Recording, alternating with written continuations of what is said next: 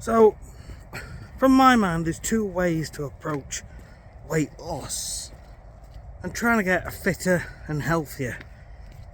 Now, one approach is to go all in, go absolutely nuts,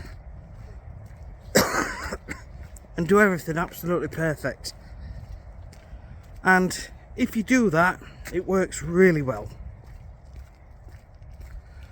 You know, I did that 12 years ago, and I lost, I think it was 70 pounds.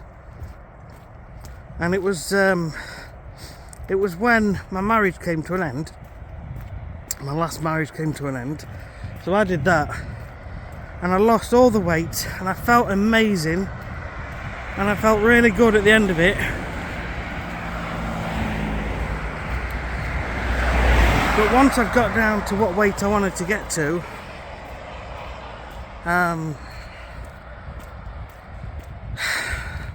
basically stopped going to the gym, and then everything started creeping back in.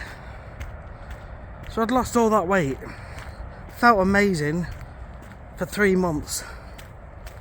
After it took me 3 months to lose it all, like 70 pounds in 3 months. So I felt amazing.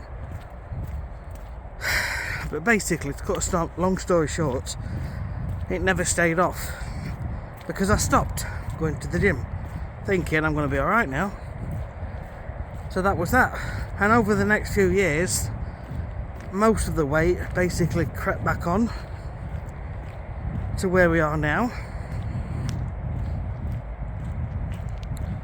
Now the next approach is what I'm doing now. Slow and steady. Now, I can see the merit in this. The merit being that it takes time. You gained it slow and steady, so you've got to lose it slow and steady. Gives your body time to adjust to what's happening. It's not forcing the issue too much. And everything feels easy, like it's something I can do forever. And I genuinely mean that. This is day 15 now of walking 10,000 steps a day. And I have no resistance to it at all. And I honestly, literally jump up. Not literally jump, but I get up out of bed. I'm not groggy I'm groggy, but you know what I'm trying to say is I get up and I just get on with it. So that's, to me, is the two approaches. So I can honestly say I've done one and I'm doing the second. So here's why I think it all comes down to, I don't think there's any problem in doing both. If you stick at the first one, the fast one, great. Absolutely great. And if I'd have stuck at it, then things might not have been a problem, and the weight might not have come back on. And right now I'd probably be looking amazingly buff with a six-pack and flexing my muscles. Oh, we're just going over the motorway. So I've read a few books over the years about the mind, and one of them was a book by an author called Stuart Goldsmith. Now that name is only a pen name, and he did a lot on, he was selling courses. This is 30 years ago. He's retired since. I actually inadvertently came across him a couple of years ago on Facebook, but I'm not going to tell you who he is because that's his privacy. He's a slightly older gentleman now, and he's retired and living his best life. But this book was all about the mind, and basically it all ties in with stuff I've been watching on manifesting. What I'm trying to say is that your mind builds these programs which basically says don't touch a gas, hob ring when it's raining. Raining? What am I saying? I'm looking straight ahead, talking about rain. Look, your mind learns, doesn't it, that you don't touch a gas ring on an oven when the gas is on because it's going to burn your fingers, things like that. And over the years, your parents might have said, get a proper job, get a proper job, get a proper job, get a proper job, get a proper job. Don't do that, it's dangerous, don't do this, don't do that. And all these things tend to stick with you in your mind. Now, some of them serve you well, but some of them don't. And these are thoughts and beliefs that your parents have inadvertently passed down to you because of their own upbringings and how they've been programmed over the years. It's just how things are, and this is how what I'm trying to say, this is how things develop in life. This is how things are passed on. Habits, whether good or bad. Good habits, bad habits. You see where I'm going with this now, can't you? Good habits and bad habits. So these things effectively can shut you out from large areas of your life. So the point is, we create new habits, don't we? And for me, creating a habit that has no resistance, what I mean by that is it's nice and easy. I don't have any problems wanting to get up every morning. I used to do a lot of running, and when I was running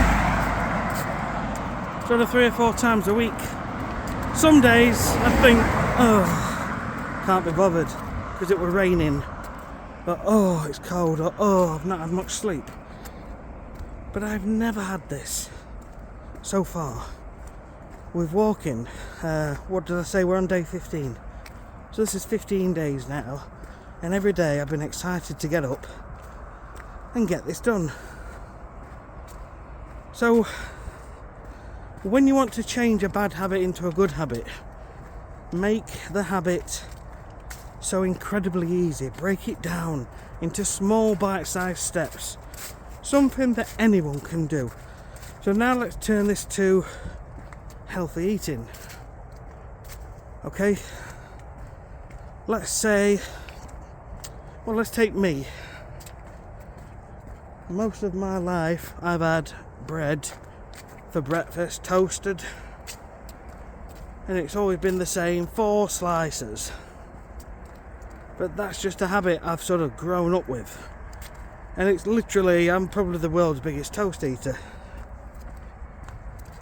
But if, for example, you decide that every other morning you're not going to have toast, you're going to have cereal or fruit, and then you know in your mind that you are still able to have toast, it's just a very small change. And I think that your mind can cope with that because it's just a small thing that you're changing. It can cope with a couple of times a week, every other day. You don't mind it. But if you were to go all in and say, no more toast, no more toast, only fruit, you know, your brain has built these set of rules which serves you, and your brain doesn't care if those rules serve you in a good way or a bad way, because these habits have been formed, and it's just your brain running through these rules, running through these programs. So you've got to slowly start to change these rules. So you can either do it in a big way, all in, and effect massive change, or you can just slowly nip away at these rules by changing one small thing every now and again, and keep going for at least 30 days until that thing sets in and becomes a habit. I'll tell you another habit: alcohol. I drank every single day, pretty much, 1 or 2 beers after work, but I've not had a drop of alcohol, I'm proud to say, for 32 weeks. And I'm going to do a video talking about that, but that has changed my productivity massively. I'm getting so much more done. I feel great every morning, you know. Anyway, I'll leave this video there, but look to change one little thing in your life if it's a bad habit. If you are drinking, maybe just change it so that the drinking is weekends only. And because that way you're telling yourself that you can still have a drink, but just don't have one Monday to Friday because you've got to get stuff done. You know, if you're looking to grow yourself, grow a business, these are the kind of things you've got to start changing. And what you don't realise is all these little programs are all happening in your head without you even knowing. So have a think about that. See you on the next video. Thanks for watching.